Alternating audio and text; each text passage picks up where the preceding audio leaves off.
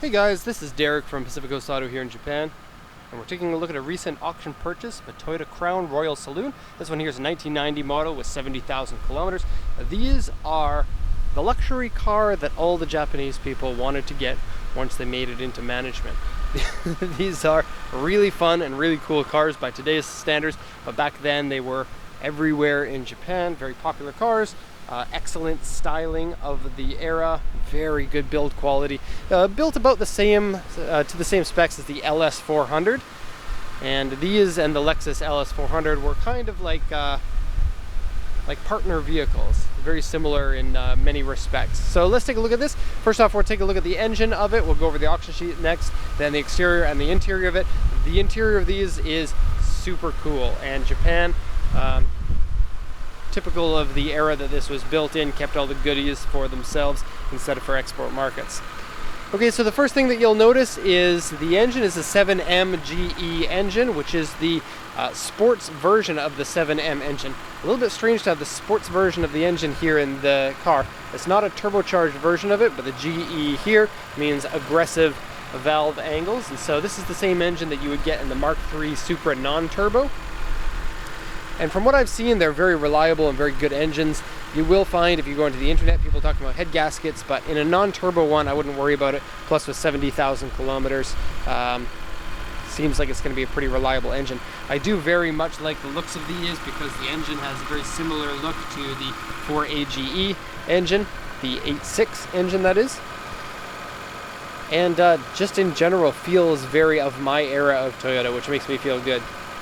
Timing belt was changed in 2011, according to this sticker here, at 48,993 kilometers, and now just above 70,000 kilometers. Oil and the coolant both check out fine, no issues with that, and then no other mechanical problems. The auction sheet mentions there's an oil leak on the engine, but the only oil leak that I could see is a little bit of seepage coming from the valve covers over there. And so a valve cover change is very cheap and easy fix, but it looks like it's not leaking enough that it needs to be changed. Looks like maybe it's leaking 1 or 2 drops a month, not even dripping down to the ground, just on the engine there. And so in terms of severity, maybe that's a 1 out of 10. Okay, gonna close the hood here.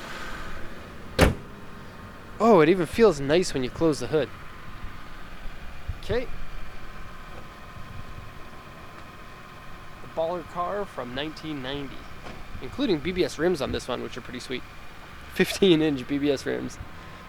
Okay, so let's go over the auction inspection sheet here. I'm going to translate it for you. And so 1990 Crown Royal Saloon. Royal Saloon would be the higher grade one. These were typically used as taxis here in Japan. Actually, they would get a different engine for the taxi version though.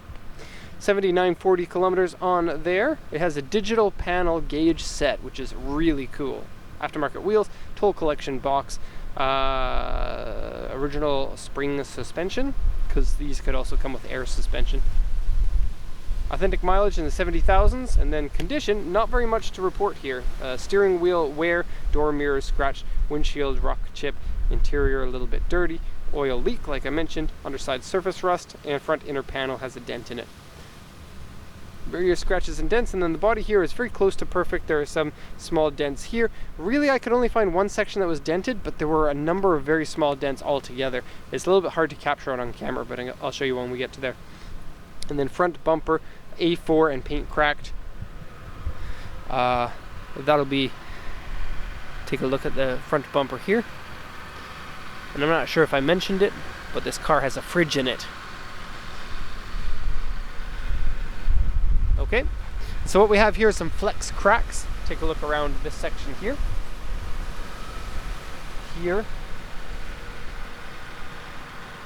Okay, it doesn't look to be that bad, especially when they say A4, which would typically make me think it's a little bit bigger. And then we have some chrome kind of discoloration on the top of that piece there. Okay, so in general, really good condition.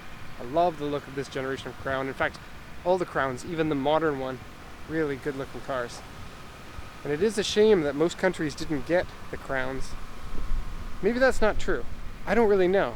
In Canada and the US we didn't get the Crowns.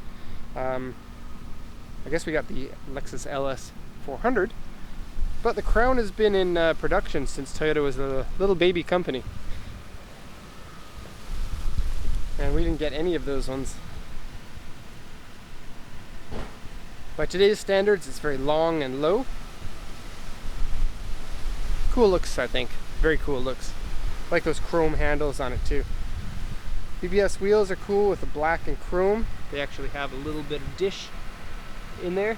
Classy looking, but by today's standards, rather small. Okay, fog lights in the grille is a really cool look as well. And then that Crown logo is super cool. And then comes with a 3-liter twin cam 24 7M engine. And so parts will be easy to get because the 7M engine was available in the US for your head gasket needs. Not like this one's going to have any issues. So the paint needs a bit of a polish. It comes from the auction dirty like this. And so, dirty car. It's dark today. It's going to be thunderstorms for the next week. Today is our last day before the rain comes. Okay, so this section right here underneath the badge and right up here underneath the mirror is where the dents are. And so let me just zoom in.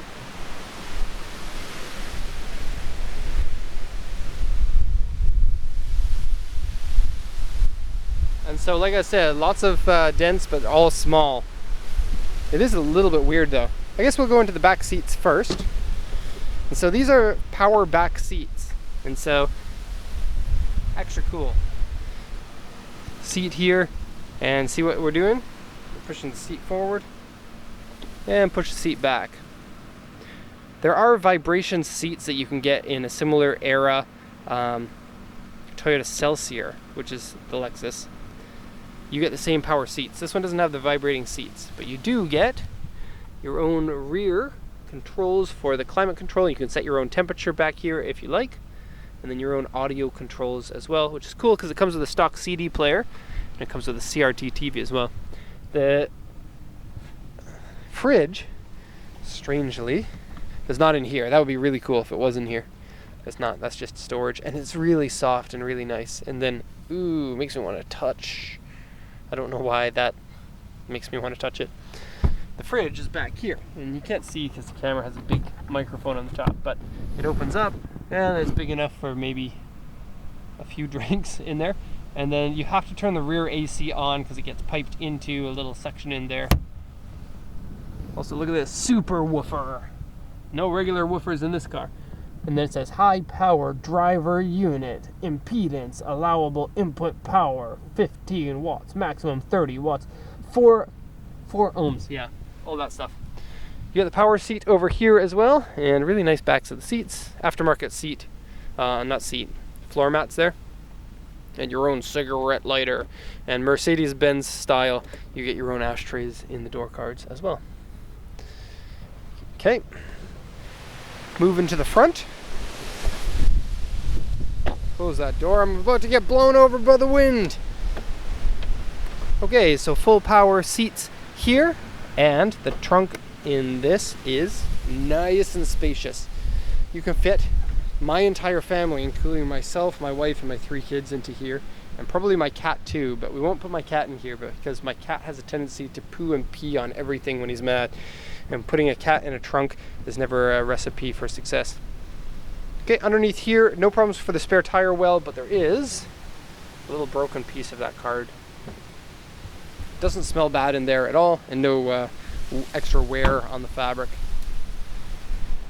Okay, going in, we have a thread pulled in the speaker cover there, but look at this separate speaker and tweeter, that's stock. And remember, it's 1991, and so that's pretty amazing. Retractable mirrors, and they work as they should. And then old school Land Cruiser 60 style. Look at the switch when the window goes down, and then when it ends, it puts itself back into place. Kind of cool. Okay, shag carpet, because everyone likes the shag. Land Cruiser style again. Very cool. Alright, now going in, good looking seats. Okay, and they're clean. The only thing is I wish they could go back a little bit more. It's not super uncomfortable, but for me I would like an extra centimeter or so for my super spider legs. Hop in. Okay, so tilt and telescoping wheel if you want. And then check this out. So very cool, very kind of late 80s style digital. Look at the refresh rate on that. No cheap parts. But then check this out. Gauge change button. Ta-da! But it's way cooler than it looks. Have a look at it from this angle here. It's like deep in there. It's like if there was no plastic in the way, whoops. If there's no plastic in the way, it would be like 4 inches behind. But then you don't get a tachometer. But it's very cool. And then it's, I love the dual vision meter. And meter is the Japanese word for gauges. Twin trip, 37.7 kilometers. I mean 35.7 kilometers. And it looks like we're all out of gas. Yee. Okay, scale change. Ah, cool. Oh, that's fun. Trip A and B. Yeah. Okay, Crt TV. As far as I know, this is the first car with a Crt TV in it. And then in real life, you don't see that line that comes down like that. That's just, if you don't remember, Crt TVs don't, they have like a, the way that they work is they flicker with a refresh rate, and then that kind of has problems with the camera's frame rate. Okay, so we have TV in here. You could actually watch TV in this car when it came out. You can no longer do it unless you rewire the antenna for digital signal, but that's cool. You also have some sort of a map system in here. That's a compass. I don't know how to get the maps on here, so I'm gonna stop. I guess it's cool to see like a real TV or like an old school TV. Sweet. Okay, so we have controls for the volume here, tuning, AM, FM, power, all of that good stuff. Swing vents, have a close look, press this button here, and the vents swing so that you don't get blown in the face permanently. I don't know if I would ever use this feature, but it just makes me so happy knowing that this car and a number of other Toyotas of the era had that. Going down here, you get your own climate control AC, so old school style, you push this to the temperature in Celsius that you want. And then it automatically sets the fan speed and the mix of AC and non-AC air. The rear gets its own. You get this, and that's for this thing. Ooh, cigarettes. Delicious. Not smoked in this car, which makes it a rare car. CD player, very cool. Look at this. Oh, how do we get this to turn on? I was playing with it just earlier. Okay, there we go, it's on. So I got the AM stereo on right now, but take a look at this. You can put the CDs in, which would have been a big deal back in 1990. We had a 1994 van, and a Ford Aerostar when I was growing up, and it didn't have a CD player. Sucks. But take a look at this. Now we're listening to jazz. Now pops. We're listening to the pops. Rock and roll. Vocal. Okay, classical. Really cool. But look at this. See the 4 people that are sitting in the car? Let's zoom in a little bit more. Right now we're driving with 4 people. But if you're driving all by yourself, there's a setting to make the sound better just for you. And I believe what it will do is it will delay the speakers, the amount of time that it takes to get from that speaker to this ear, and then match it so that it matches the same distance from that one there. Very cool. Or you can do only passenger. Oh, that sounds like a dangerous car trip. And then only back seat. And then everybody's in the car. Very strange, isn't it? Okay, AC works nice and strong. We have this, which is an extra piece to go along with this. And they're all soft, and they feel like they're in good condition. Not very much dust in it. Extra cool. We have a rear button here that you can move the back seats back to their original position. Funny, you can't recline the back seats. This is just a move back to the regular position. I think it's weird that they have a button for this because it's not very useful. I think it's extra weird that it's underneath a protective cover, sort of like the launch the missiles button that's in like a fighter. Open it up. Are you sure you want to move the seats back into position? Yes. And also the same place for coins. Power, economy. Oh, why can you not have power and economy at the same time? That's a shame. And then this one. and a little bit deformed. Now, I know somebody else who's bought one of these that was drastically deformed, and then he managed to get it to fit perfectly, maybe using a heat gun or something like that. Oh, that is so nice. Map. Mount Fuji on the back. Compact disc from 1989, made in Japan. Oh, and look at this. Comes with the stock remote and a little slot to put it in. I always thought that remotes are a little bit dumb for cars because you could use a remote or you can do this. I guess maybe for people in the back, but I don't want the people in the back to be changing my things.